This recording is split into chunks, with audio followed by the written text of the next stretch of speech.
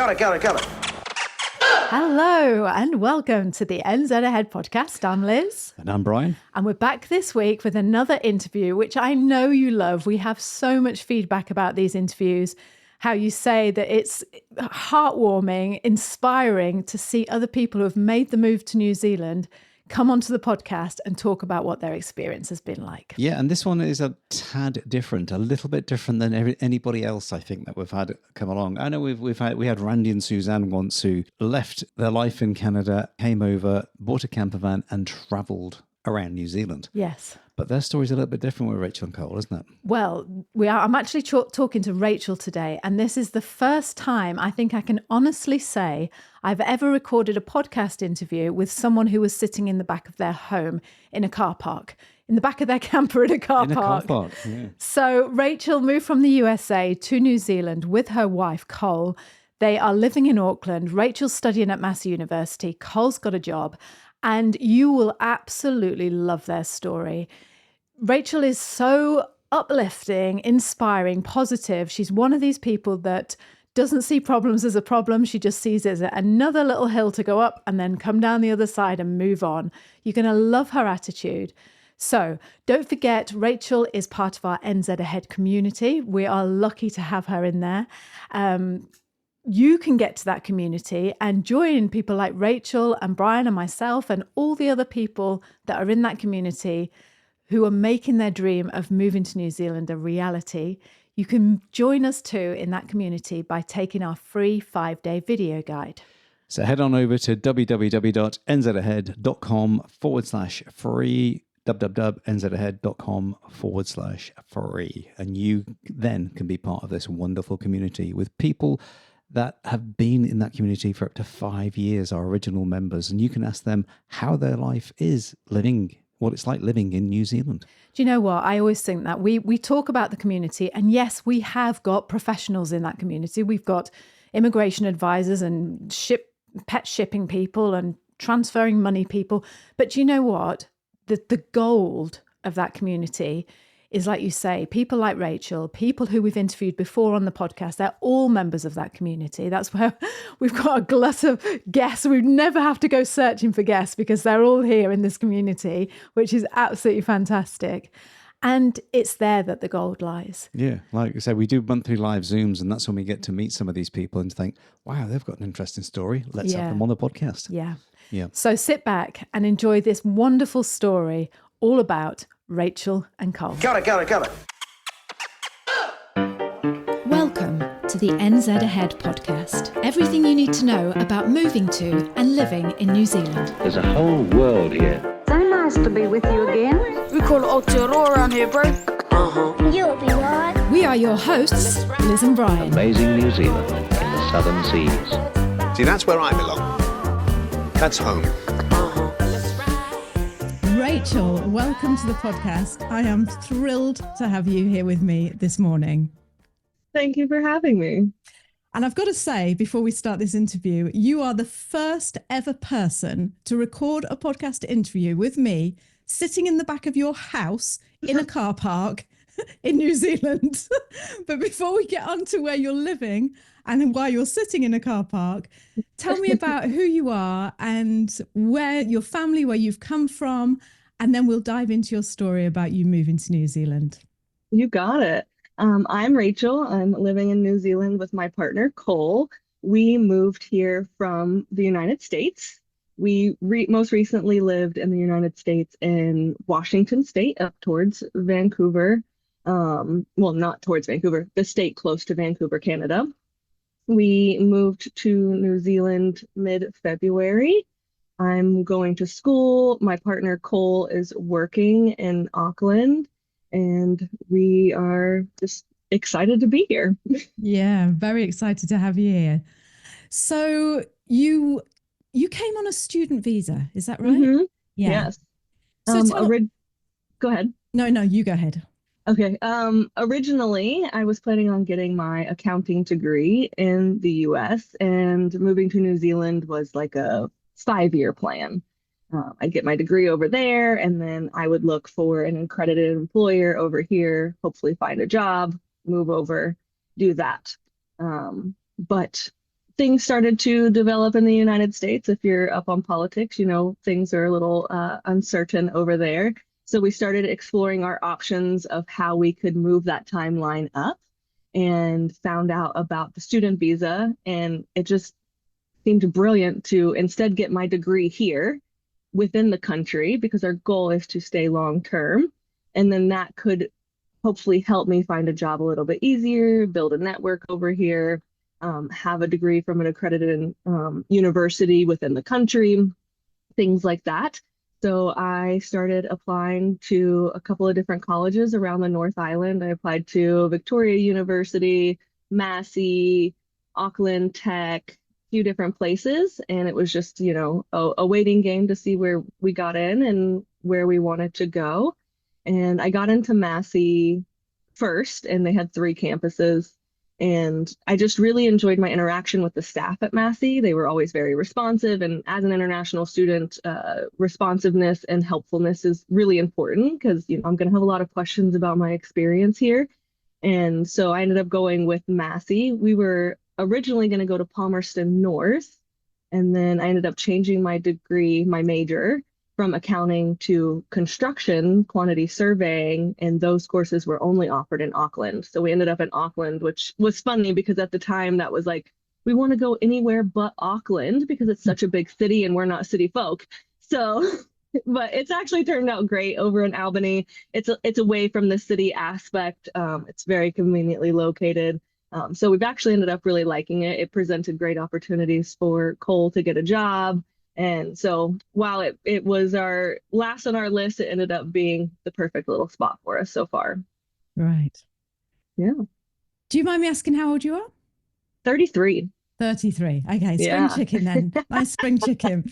I don't feel that way on a college campus. I'm the oldest of most groups I'm in. Oh, really?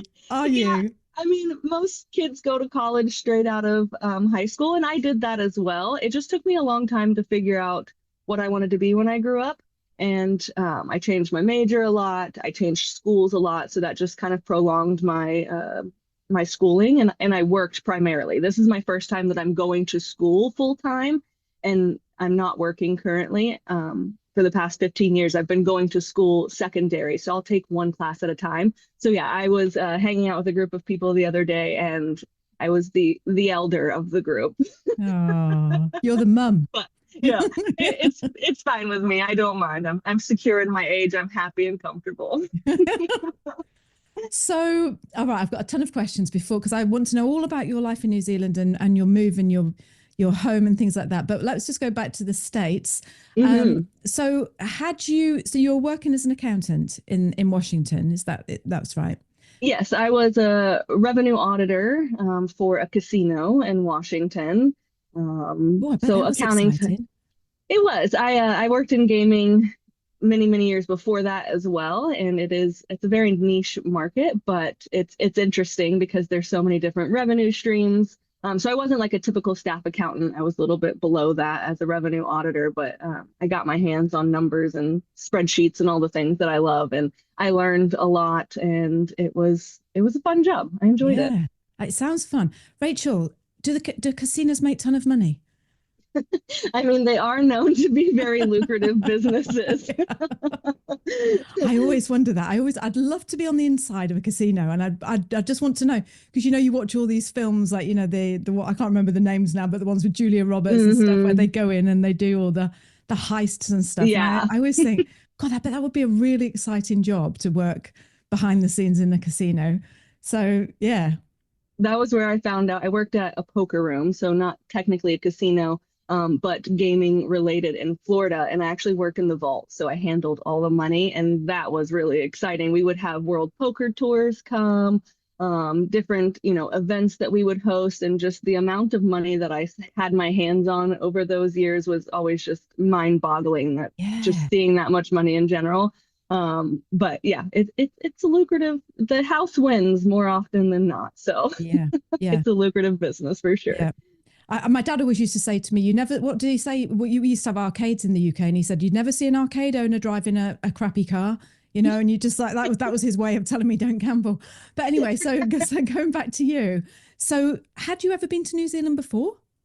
No, so that was the funny thing about it. Our original timeline being 5 years, we were going to come in 2025 on a vacation or a holiday, as you call them, and come visit for a couple of weeks, scout it out.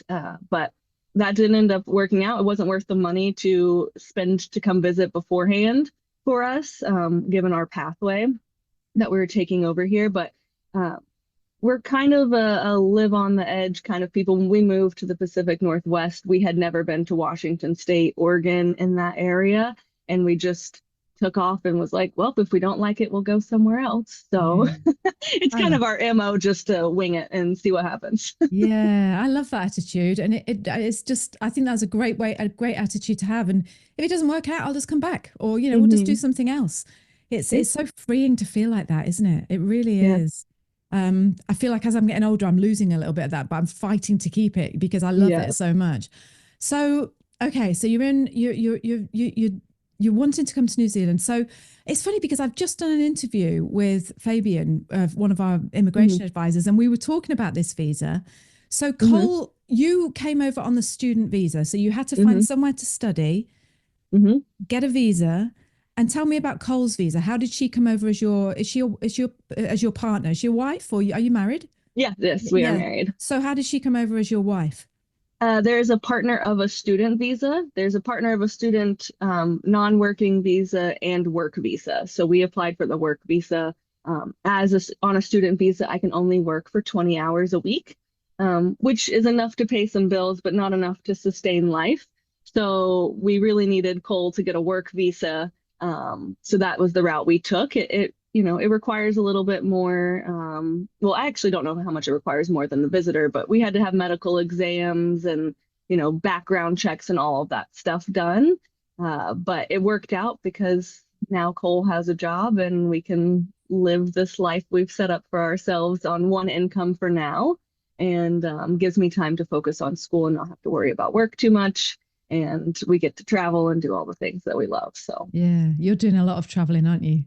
yeah. Yeah. And again, I think that's absolutely wonderful because so many people come to New Zealand and this is inevitable. You get a job, you get a life, the kids go to school, and you just end up seeing hardly any of the country. So I love that you're really making that effort to just to explore and travel around and see things. Well, prior to coming over here, we had moved to the Pacific Northwest, and it's also a very beautiful area of the country.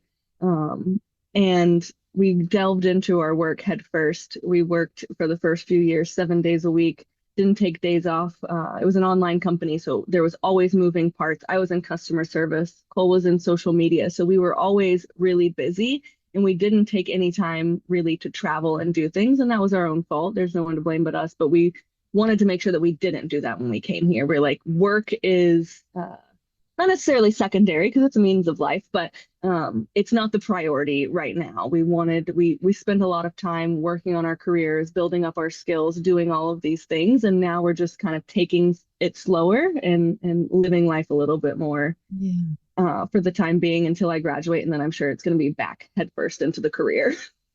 No, I bet it will. It will, but you'll go to it differently. I think you'll come to it from a different mindset. I hope so. Yeah, I think so. And I think that's really a healthy attitude to have as well, just to be able to just put the brakes on a little bit and say, right, no, let's put some priorities in place. So that's fantastic that you're doing that. Were you scared about moving to New Zealand? Because I mean, having, never been, and you were just putting it off for 5 years, and now all of a sudden, okay, let's just go. What was the scariest thing about doing what you were doing? Or was it scary? I don't know. You are here because you love New Zealand, just like me and Brian. And me and Brian made it our reality of moving over here. We arrived in New Zealand in 2009 with 2 small children, and I tell you what, hardly any information to our name. We came over here with no resources, no contacts. We knew nothing. One night while we were sitting around the fire when we got to New Zealand, we said, wouldn't it be great if we made something for other people in the same situation as us that gave them everything they needed to know about moving to New Zealand? And that's just what we did. We started a community of people, of like-minded adventurers from all over the world who are making their dream of moving to New Zealand a reality. This community is made up of 400 beautiful souls, each one bringing their own story, their own needs, their own information to our community. And I just love it. I tell you, it's just the best community in the whole wide world. If you would like to be part of that community or get to know more about it, then you can take our free 5-day video guide that we offer. This is a video guide that Brian and I created, showing you some aspect of life in New Zealand every single day. There is nothing like this on the internet. You won't find it anywhere else. It's brilliant and it's unique and it's free. So sign up to those 5-day video guides, and on day 5, I'll give you more information about how you can join our beautiful New Zealand community. Sign up now by going to www.nzahead.com/free. That's www.nzahead.com/free. Get to day 5, see all about our community, and I hope to see you on the other side. Okay, let's get back to the show. What was the scariest thing about doing what you were doing? Or was it scary? I don't know. I always say, because people come to the Slack group often with an array of emotions, and I always try to validate them because there's no emotion that is right or wrong. And I am not typically a big feeler of a person. I'm very black and white, and I live a lot in reality. I don't get too caught up in, my feelings about things. But as I get older, that has changed a lot. So I felt something different every single day. One day I'm terrified about whether Cole's going to be able to get a job. One day I'm terrified of staying in the United States and what's happening over there. We had issues with our dogs coming over for a minute, and there was just a lot. Every day brought a new challenge that came with a new emotion that I had to feel and experience. I was able to take a few weeks off of work. I quit my job in mid-January, preparing for a move in mid-February. So it gave me a lot of downtime. And with that came a lot of time just being alone with my feelings. And I got scared a lot of what happens if we don't like it over there, or what happens if we don't fit in, or we can't find jobs, and we don't have like a big families in the States, but still you've built friends and you've built networks, and people, you have people to fall back on. Coming here, we had no safety net essentially. But I was more scared to stay in the US than I was to come to a new country at the point that we had gotten to. So it was more battling that, it's not happening fast enough to get out of here and come over there, or to get to New Zealand. But yeah, it was more scared to stay than it was to try something new at that point for us. Okay. And how did your family take you up in and leaving to the other side of the world? My family's not a big emotional people either, so I don't know exactly how. I know my mom was sad. She came out and visited us in the Pacific Northwest before we left, and stayed for a little while and hung out. So that was nice to get that time with her. I went and saw my dad and my little sister for her college graduation in December before we left. But yeah, we're not big emotive people. So I'm sure they're sad, but we all just kind of well, that's Rachael. She's gonna go live her life. So yeah. Is Cole emotional? Yes, more than I am, for sure. Right. I was just comparing you, because I was thinking Brian, he's the same. He's just what's the problem? This is our life and our family, and this is us, and then we're doing us. Whereas I'm I'm going to leave them and it's all going to be really sad. So it's funny, isn't it, how you have that balance in a relationship? Definitely. Yes. It's so lovely that, yeah. So yeah. Okay. So carry on. So yeah, the family, they all took it well. I think it was a little bit of a surprise. I was most scared to tell my dad for some reason. And he was, super supportive and was yeah, of course, why not go live in another country? We don't have kids, we don't have, a lot of ties. So he was that sounds like a great experience, go for it. And I was oh, why was I so scared to tell you? And of course I told my mom right off the bat, she knew it was a thing that we were thinking about doing long term, so it didn't come as a major surprise to her. I think more so it's just her only daughter is you know, really far, 12 and a half hour flight away. And but I'm confident she'll come visit us. Yeah, yeah, she will. And it's only 12 and a half hours away. At least it's not 24. It's only Yeah. 12. Look at it like Yeah, that. exactly. And there's a couple places you can go to and get nonstop flights. So um she'll Yeah. she'll make it over here. I'm sure of it. I told my dad and my little sister at her graduation, they have 3 years to figure out how to get to New Zealand for my graduation. Yeah, yeah. So what was I just going to ask you then? So you've your dogs. Did you bring your dogs? Oh no, I was Mhm. going to before we talk about your dogs, I was going to say, were you renting in the US or did you own property? We bought a house Right. in 2022 because again, this was I don't even know if we were thinking about New Zealand in 2022. Um, it was a long-term plan. So we had a house. We loved our house. That was a really hard thing to leave behind. We'd bought this property and we had this nice, cute little house on it that was built in the 1940s. She had a lot of character, and that was really hard to give that up and know that we probably won't be homeowners over here for a very long time. But we also took that opportunity to try something new when we get to the our living situation in a Yeah, little bit. yeah. But yeah, we So had a house and we sold it. okay, so you sold your house and did you sell all your stuff or did you bring all your stuff with you? No, we sold everything. We priced out a container of like what that would look like, but we when we moved to the Pacific Northwest, we bought all of our furniture. We bought it from IKEA. It moved several times over those 6 years, and it was all kaput at that point. Like our bed, we said when we moved it into our house, this is the last time this bed's going to be able to be put back together. So we were like, our furniture's not really worth anything at this point. We're minimalists at heart, so we hadn't really collected a lot of very valuable things. So when we saw the cost of a container, we were like, no, that's not worth it for us. So we packed everything in suitcases and came over with 6 suitcases, 2 carry-on duffel bags, and 2 backpacks. So altogether 10 bags, and that brought our entire life in it. Oh. How much did it cost you, if you don't mind me asking you, to bring 10 bags on a plane? Because I like to think about, you know, how what it compares to because lots of people do this now, don't they? So I'm just going to put it in a suitcase. Can you remember Yeah, how much it cost? it was $600 to check the 6 bags. It was $100 per bag. Oh, that's all right. It wasn't, I was a little mad because I thought 2 checked bags were included in our tickets. So that was my only gripe, was I was like, wait. But yeah, $600 to move all of our stuff Oh, felt like a win bargain. to me. Bargain. That is a Especially huge when I see win. people spending 10, 15, $20,000 on containers. And those Yeah. people obviously have nice furniture and, you know, the cost of rugs and things like that, just things that cost good amounts of money. We didn't have that.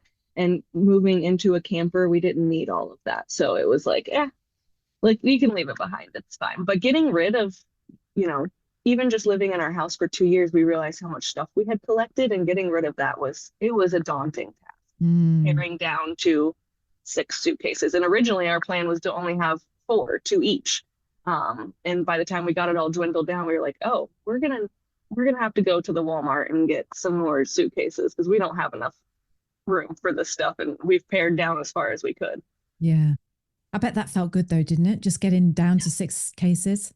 It does. It makes you really evaluate what you need Yeah. to survive and what's important to you, and going from there. And even when we got here, we stayed in an Airbnb for 10 days, and we even pared down further. We are like, okay, we've been here now. We know we don't need X, Y, and Z.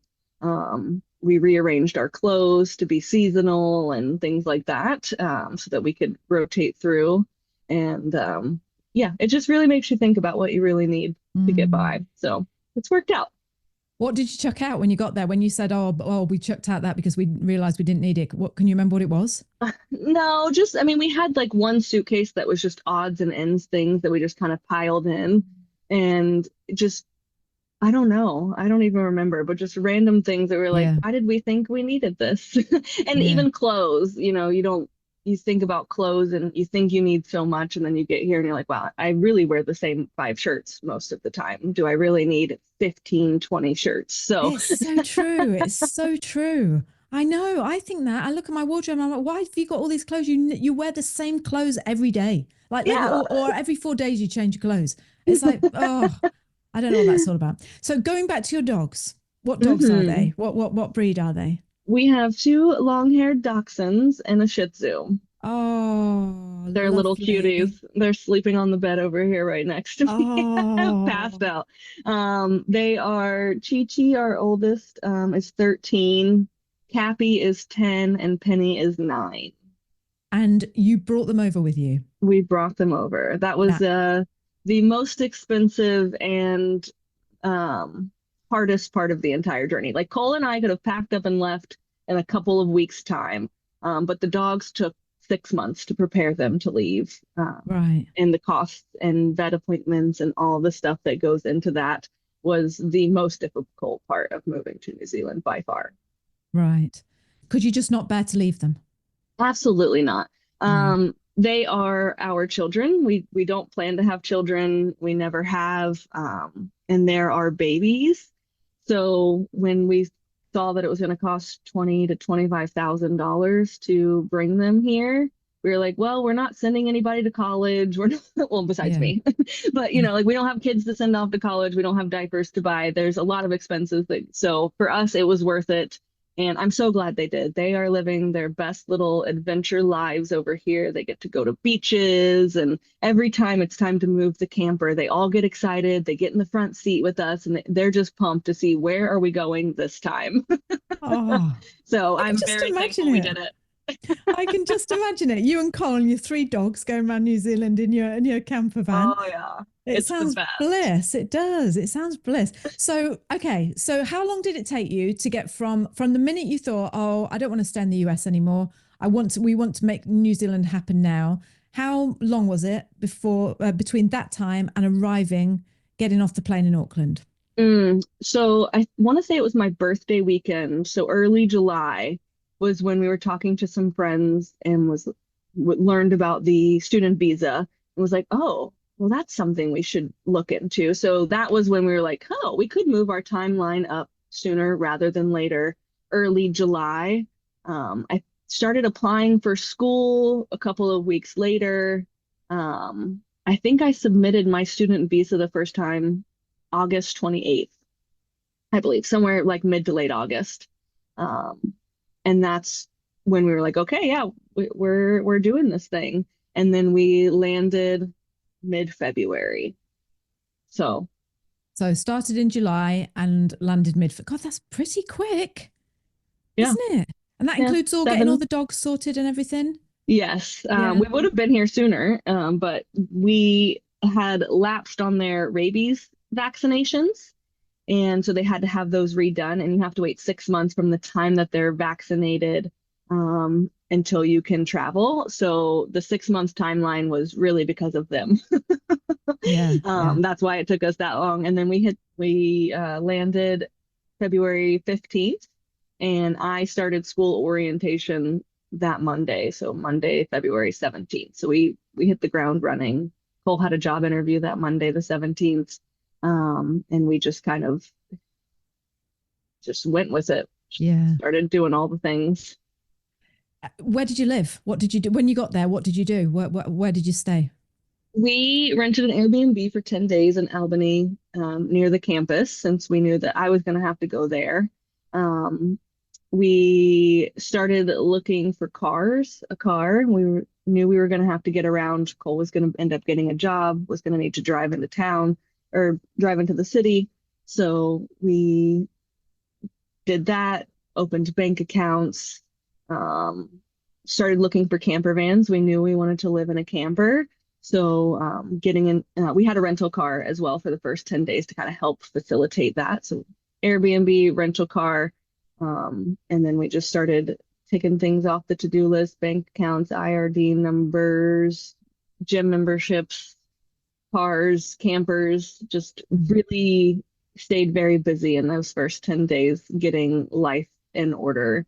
And we found a car, we found a camper van, and just in time, I think we got the camper on our or ninth day in the Airbnb. We had the Airbnb for 10 days. So it gave us time to reorganize all of our stuff, move it into the camper that we had parked outside of the Airbnb. And then on the 10th day, we were like, and we live in a camper van now. So you now live in a camper van. Yes. You know what? This is just falling into it's fallen into place so beautifully, isn't it? How did you know where to buy your camper van from? Where did you buy that from? Oh, we had been on Trade Me for months prior to leaving. So we realized that long term, we wanted to live in a camper van. We knew when we were in the US, our retirement goal was to live in an RV and travel around the US. So this has been a life goal of ours forever. And then once I started looking into things in New Zealand, I realized camper vans are a dime a dozen over here. Y'all have them aplenty in New Zealand because so many people come over here on the working holiday visa. They buy a camper van, they travel around for 3 months, they sell it, they go back to their home country. And then New Zealand's infrastructure is set up so well for camper van living. There's dump stations, there's so many public toilets. You do not find public toilets in the US like you do here in New Zealand. You can just if you're on a car trip, you can stop and go to the bathroom and not have to go into a gas station or a restaurant or something like that. So many bathrooms in the US, you have to be a customer to use them. So being here and there's just clean public toilets on the side of the road frequently was shocking to us. But overall, there's, just the infrastructure in New Zealand is set up very well for camper vans. So we started getting on Trade Me and we were like, why furnish an entire apartment full of stuff that we eventually are going to sell so that we can size down into a camper van, knowing that we had just done something similar by sizing down to come here. Why are we going to collect a bunch of stuff again just to do the same process again in a couple of years? So we started looking into camper vans and saying, can we afford to buy one and live in that? And we did. We found one that it has its own bathroom, shower, stove, refrigerator. It's all solar, it's off grid. So we don't have to plug into electricity anywhere. So basically we took what would be 2 years worth of rent living in Albany and said, okay, this is what we would be paying on average per week. What does that look like over a year or two? And we were like, okay, that'll be our budget for a camper van. So we bought something higher end, ended up being about $55,000. And we were like, that's 2 years worth of rent. So if we stay living in it for 2 years, it's paid for itself at that point. And it also provides us the opportunity with dogs. I found out it's hard to find a rental property with dogs here. A lot of people are very accepting to cats, but not as much dogs. And not to mention, we don't just have one dog, we have 3 dogs. I was going to say, so. yeah. You're pushing it a bit there, love. Yeah, exactly. And so that on top of the rent costs, and then our goal is to travel. So instead of, leaving our apartment or whatever unattended for 3 days at a time to go get an Airbnb or a hotel or a cabin somewhere else, we can just take our house with us to these places. And it'll save us on costs to travel as well. So it all just kind of came together of like, yeah, we're going to live in a camper van. And we lived in, I think what y'all would call a caravan. So something that you would tow behind a vehicle for 2 years in the US. We did that for 2.5 years. We were stationary. We lived at an RV park long term. We paid like a monthly rent there. We didn't go anywhere with it, but we had already lived in a tiny environment and we knew it was something that we not only could live in, but we thrive in. So it was not new territory for us. It's a bit smaller than we're used to, but overall, it's been a great experience just to be able to, Cole works 4 10-hour shifts. And so Cole has Fridays off and I have Fridays off from school. So Cole comes home from work on Thursdays. I've got the camper buttoned up and ready to go, laundry done, tanks empty, water full, things like that. And we just hit the road and start driving and see where we're going to take off to. And then we come back Sunday, do laundry again and set up for the week. Can I come and live with you? Can I just come and have your life? You got it. It sounds flipping lovely. It sounds like everyone's dream what you're doing. It's been really nice. We are in summer in New Zealand right now, and summer's coming to an end. So we're very curious what winter's going to look like. I hear Auckland is very wet in the winter, so we'll see how great it is when it's raining for days on end and everything around us is moist. But so far it has been a dream, but I have a feeling we have tougher roads ahead of us with winter coming up. But we're our camper van's going into the shop in a few weeks to get a new heater, get our battery upgraded to make sure that we can stay sustained off grid when there are a few days of rain and things like that. So we've got some plans to make some upgrades to her to hopefully be able to survive the winter in a camper van. Yeah. Oh, and it'll be cozy in the winter. It'll be really cozy. Imagine all the rain lashing down. And your dogs, you and Cole and the dogs, and it'll just be so lovely. Oh, it's going to be gorgeous. This is a really personal question, but do you never get like sick of each other? Do you never like think, oh, I just need more space than this? Just get out of my space. I have a lot of alone time in the camper because Cole works 10-hour days. So Cole leaves at like 4:30, 5 o'clock in the morning, and then doesn't get home until like 5:30 in the afternoon. And my classes are only a few hours during the day here and there. So I get a lot of alone time in the camper. And then Cole is really only in the camper to sleep. So comes home, we make dinner, we take the dogs for a walk, we lay down, we watch something, and we go to bed. So during the week, Cole's really busy and I have the camper to myself. And then on the weekends, we go camping. So we're out of the house a lot doing things. But it's definitely not for every couple. You have to really be okay with being in each other's space very often. Like we have a single walkway. So someone has to be sitting down while the other person is cooking. You can't just be both up and about a lot. But so far we haven't gotten sick of each other. Where we have our days where we're a little more irritable and things like that. And I know for Cole it can be tough at 4 o'clock in the morning trying to get ready, and it's dark and it's tight and it's cramped, and you haven't had your coffee yet and you're just trying to get out of the house. But overall, no, we get along really well. And like I said, we've done this before, so we were used to the tiny environment. But I think taking off and doing adventures and things like that and being able to open up our space to the outdoors really helps get us a little bit more space per se. But it works out for us, but it's definitely not meant for everyone. Have you met Randy and Suzanne? Have you come across Randy and Suzanne on the Slack group? No, I have come across them because I'd asked about a physical address because I was curious how that was going to work out for us, not having a permanent location. And it was a little bit sketchy here and there of like, oh, we're just going to use the Airbnb address, and oh, I'll just use the school's address. But we got a post box. So I'd mentioned that to them, and that's what they said they do as well.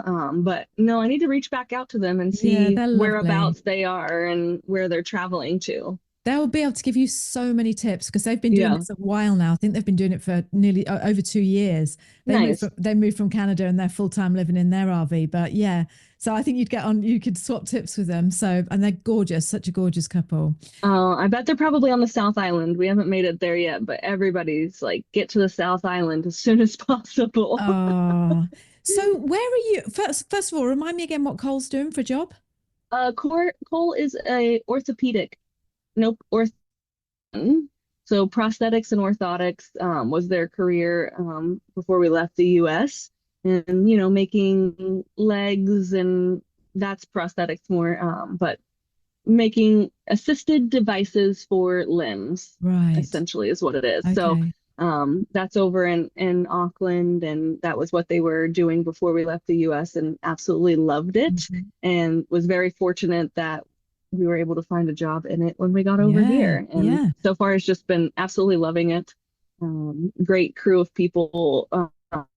There is not a prosthetic or orthotics school in New Zealand, and Cole didn't go to school either, but that also means there's a skill shortage for that career. So Cole actually works with primarily people from other countries. There's a few Kiwis in there, but there's someone from England, Malaysia, just South Africa, like just a melting Yeah. pot of people that they get to work with. So they're also exposed to a lot of other cultures over there. So Nice. it's a very nice and rewarding job. Yeah, yeah, I bet. I bet. It's not something you think of, is it, when you come over? You think, oh, I wonder if I'll be able to get a job making, other people limbs for people. It's not something it's not Yeah. one of those jobs that you think about, is it? No, and apparently it's a pretty lucrative, like it's a business that's doing well in New Zealand. Yeah. I'm assuming because it's an island country, so not a lot of things it's not easy to import things from other places.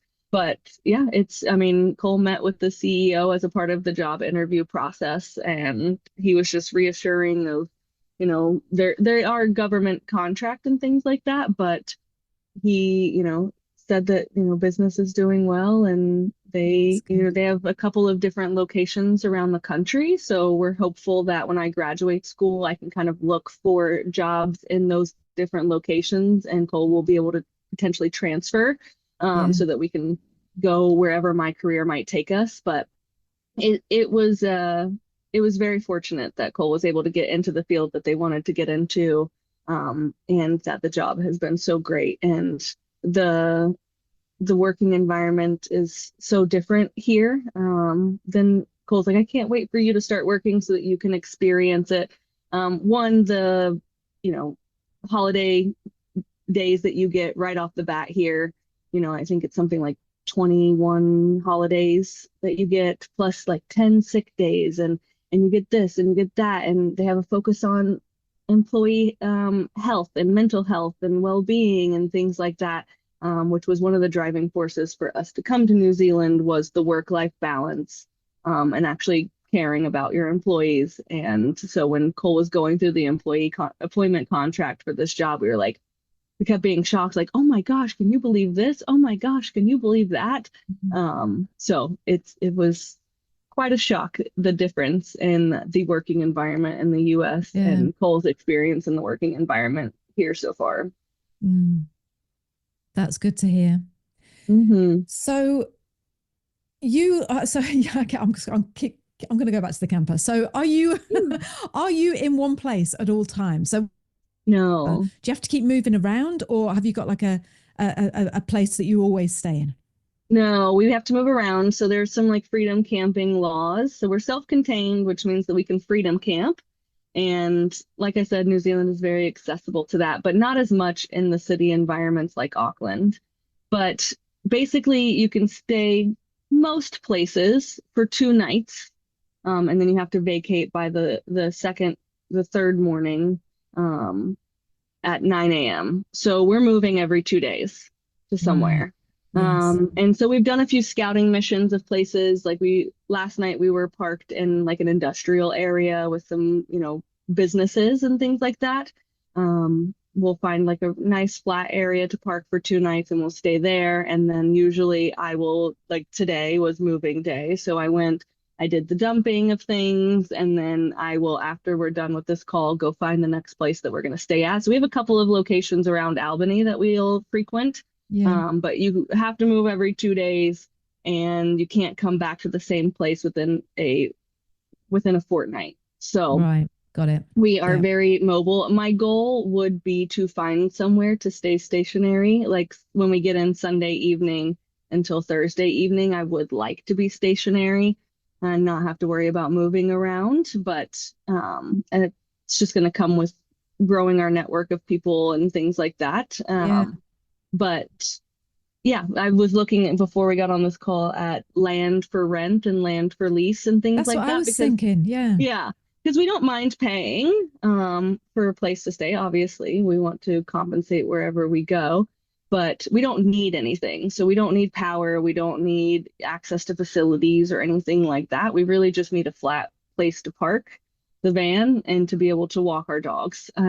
So I'm hoping long term we'll be able to find somewhere where we can stay stationary Sunday to Thursday, and then we take off on the weekends. But for now, we move twice a week. I move on Tuesday, and then we leave on Thursday. We come back somewhere on Sunday, and it's just a nice little cycle. But we stay so busy throughout the week. It's really not terrible. It's just about finding a place where we're not disturbing other people. So if we go into a neighborhood We like to make sure that there's wide roads and that we're not parked right in front of someone's house, or if we are, that they have like a privacy fence up so they're not just looking at our camper. And then we keep all of our curtains shut. So really the only movement you'll see from us is taking the dogs out for a walk or something. So Yeah. we try to be very considerate and polite in the areas that we camp. We take all of our rubbish with us and things like that. And, Yeah. we want to take care of the environment around us, not pollute it. So we're very conscious of our footprint in the places that we go. I think you would be the perfect house guest, the perfect camper guest. And that's exactly what I was thinking. I was like, yeah, you could just do with someone with a lot of, not even a lot of land, just a piece of land that they're going to, get some income from and let you stay there for. It'd be perfect for you, wouldn't it? Yeah. Just 4 nights a week. You got us and the dogs. And like I said, we're fairly quiet. Yeah. No. But I will find it so far. It just gives us a way to see the area. But for now, it's working out. Is there like a community of other camper people that, I don't know what you call them, like campers, like freedom campers, or? I'm sure there is. I'm on a couple of different Facebook groups, and then we also are members of the NZMCA, which is the New Zealand Motor Home and Caravan Association. So there's like a membership to that, and they have parks, like NZMCA parks around the country that you can stay at for very cheap, like $5 per person per night. And they're nice and safe and secure. There's not one super close by in Auckland. And then they also have things called like popover properties or parkover properties, which is something that we're interested in doing, which is where you kind of someone has land and they will rent it to you for X amount of time. There's just not something super conveniently located to where we are, but there are two that I want to try out. So that is a community that we're a part of. And then I'm on a couple of different like wolfing Facebooks, like working while traveling kind of Facebook groups and things like that, which a lot of backpackers and caravanners are a part of. But we, when we go places over the weekend, you see other camper vans, even now, even with summer ending. There's just people that show up and you chat, you say hello, but we're all nomads and moving around. So it's not like you'll run into the same people again if you don't exchange information or anything like that. But it is a very warm and welcoming community for sure. Yeah. And there's just something about it that's just really, really appealing. Just having that freedom to move around wherever, you're not being stuck in one place. I love it. My grandma used to work on a fairground, and I think that's where it's in my blood. That feeling of just wanting to be always like on the move. I love it. It's just so attractive to me. I could do it tomorrow, but it gets harder when you've got kids and stuff and, internet, and you need this and you need that. And you don't, do you? You don't need all those things, but you tell yourself you do. That's what I was saying at the beginning of the call. I think, especially the older you get, you've got to keep your eye on that, because the older you get, you start thinking, oh no, I need that. Oh no, I need that. And you just don't. And they're creature comforts. It's, we don't shower in the camper, just because it's a tiny shower, and I'm 5'10", 176 centimeters. So it's a tight space. So we have gym memberships that we go shower. So it is one of those comforts that one day we were at the beach and it started raining, and we were coming back to the camper and it was cold and I was wet, and I was like, I just want to take a hot shower. Yeah. And we turned on the hot water heater and I tried to take a shower, but then I'm like, well, now I'm using all of our water to take the shower. So there are moments where you don't have those same creature comforts that you would have in a house. It's one of those compromises that we make, but there are things that we have to sacrifice to be in this lifestyle that, it can be difficult at times. Like, we don't have Wi-Fi when we go places. So me being in school, and some of my teachers, the test is only open from Friday morning until Saturday night.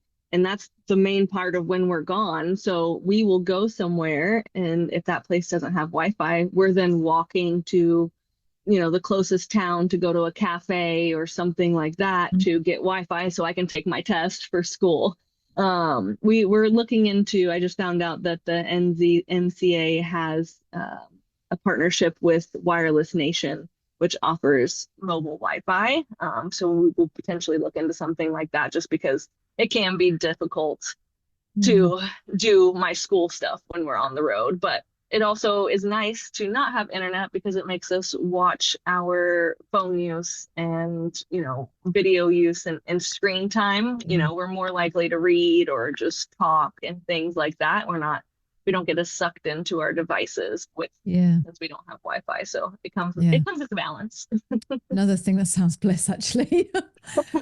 So are you happy? I mean, you look happy. We are very happy. Yes.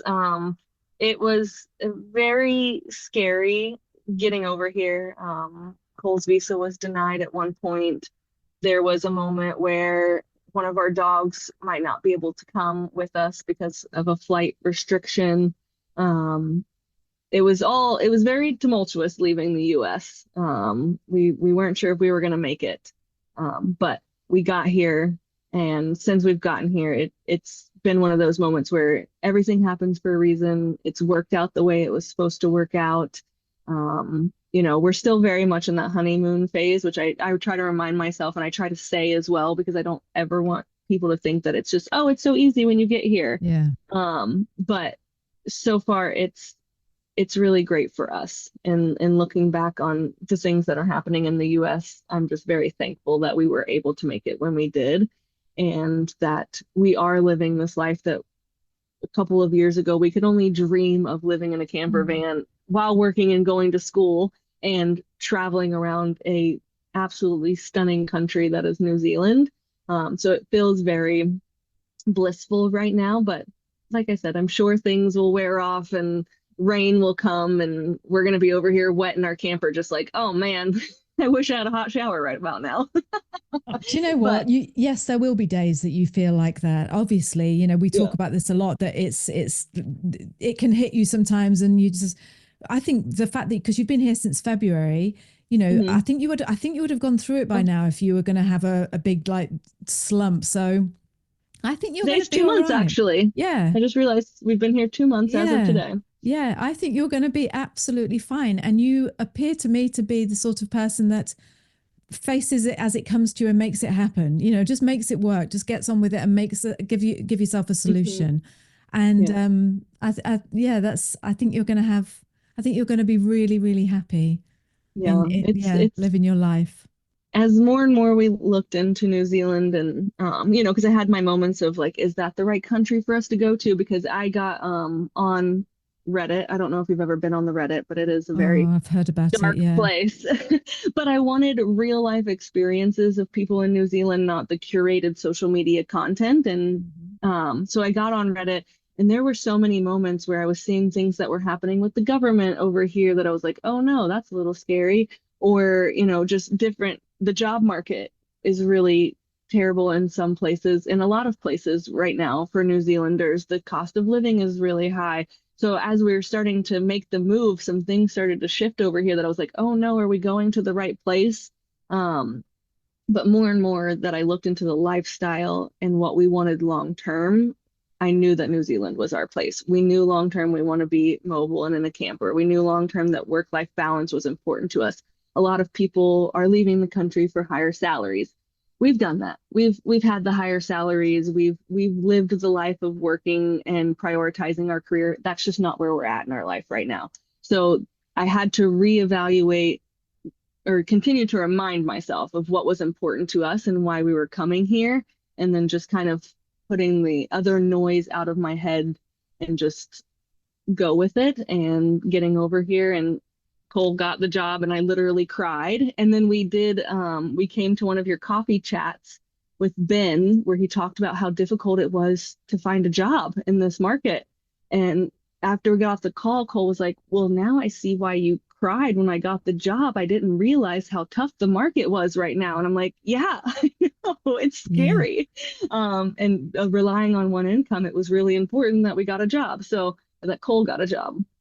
So there was a lot of, times where I questioned specifically if we were making the right choice, but I just had to go back to those fundamental reasons of why we were doing it and why New Zealand was right for us, and just kind of trust the process. So it ended up so far working out for us. Yeah. So far, I was going to say, just so, yeah, yes, it is. Any regrets? Would you do anything differently? If you had to give advice to someone, would you think, oh, I would do this differently? I think for me, what the process taught me the most was you can plan a lot, but you can't plan for everything. So being adaptable and not letting yourself get overrun when there's a setback. So like when Cole's visa was denied, it was one of those moments where it was like, oh no, are we even going to be able to go? And it was like, hey, just take a second, breathe, process, but then let's get back into it and figure out what to do about it. So you're going to face setbacks, but it's how you handle those setbacks that are going to really change the process for you. And if this is really something you want to do, you're going to find a way to do it. So I think more so my advice is just to roll with the punches, because I don't regret anything that we've done so far. It's worked out, everything's worked out exactly how we've wanted it to. But that doesn't mean that it didn't come with its setbacks and its trials and tribulations along the way. But I'm a planner, so every time my plan fell through, it was a little heartbreaking of like, oh no, I thought I had this perfect plan in place and it wasn't. So being able to pivot and feel your feelings, but also like you gotta buckle up and get the things done. So just keep moving and keep persevering, and it'll work out. Yeah, I love that advice. I love what you said about feel the feelings, but buckle up and just get it done. I think that's great advice, because we can get so sucked into, oh, well, this is it now, then this is all going wrong. It's obviously a sign and I've got to, and just get so caught up in it. I do. And I just think that's really good advice to remember, focus on your goal. And that's where you're going. So yes, the path may veer off a little bit, or there might be some boulders in your way. Climb over them and keep going. Just keep going. Yeah. Yes. Yeah. You just have to kind of roll with the punches and figure it out as it comes, and it'll really test your resolve to get it done and things like that. But it's in the end, it's been worth it for us, and I'm very happy that we're here, and we look like we have a really good path to residency and long-term staying in New Zealand. So that's really exciting for us as well. So we're doing it. Yeah, you're doing it. That's right. And you did mention, and I'm going to let you go because I know you've got to shift your fan and get all your stuff. Oh, you're okay. But you did mention earlier in the call that you left the US because you didn't feel as if you fit in anymore. Do you feel as if you fit in New Zealand? So far, yes. I was actually talking to, they have a rainbow room here on campus and we were talking to some people, and one person has lived here their whole life. They're a queer person. And I was like, in the US, I always had to seek out other queer people to feel like I was in a safe space, people to understand me and accept me and love me and all of those things. But I don't feel that here in New Zealand. Everyone we've talked to has been, especially being nomads, we run into a lot of people. There's never once that I felt uncomfortable talking to people. Everyone has been so welcoming and friendly and just willing to have a conversation. I've never once felt like I was being judged for my hair color or my queerness or my tattoos or any of those things. And I'm sure those people are everywhere, but overall, I have yet to feel unsafe or unwelcome anywhere. We've been in New Zealand, and now we've been quite a few places, at least on the North Island. So I can say everywhere we've been has felt very welcoming and safe and comfortable. And I don't feel those same needs to like seek out certain people in order to have that safety net and things like that. Yeah. So I felt very welcomed and comfortable here. That makes me so happy. It's weird, Rachael, because you and I don't want to sound like blasé or naive, or I don't know what the word is, but it's what you expect. It's what you expect, You would just think so. Be nice. Yeah. It shouldn't be like, oh, are you accepted, or do you feel safe?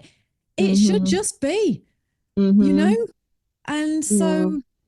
Yeah, unfortunately, we were in a very queer friendly and, I looked very normal where we lived with colorful hair, tattoos, and all of that stuff. But there were times where if you went too far off the beaten track and you ended up in the middle of nowhere of Oregon or Washington, you might feel a little unsafe, immediately. And you just feel the stares and the judgment and all of those things. Unfortunately, the US is not on a path to more acceptance currently.